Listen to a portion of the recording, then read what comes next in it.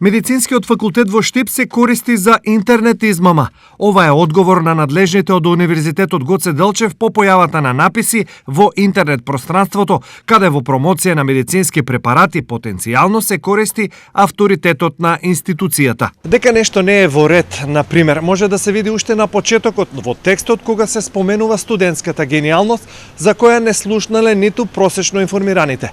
Потоа се споменува Штип, па меѓународна завера и енормни суми на пари.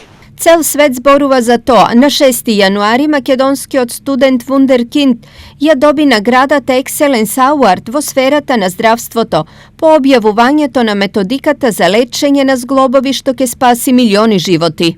Стои во понудата. На крајот подолгиот текст завршува со понуда за купување чудотворен лек во вредност од 30 евра, со што сите сомнежи за измама се заокружуваат во нелогична и нивна приказна. Сепак, гениалниот Иван Костовски како таков на Штипскиот универзитет не постои. Ова е предупредување до сите граѓани дека едноставно може да бидат измамени за посочениот износ, бидејќи ако не постои Иван Костовски, тогаш не постои ниту гениалност, ниту пак лек кој чудотворно ќе ги излече вашите проблеми со зглобовите.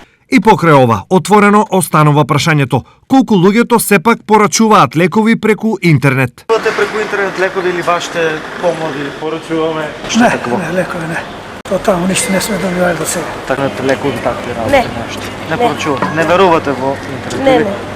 Секако, освен граѓаните кои треба да внимаваат во овој и други вакви случаи, очекувана е во случајот како клучен актер да се појави и полицијата. Оштетени има уште во самиот старт.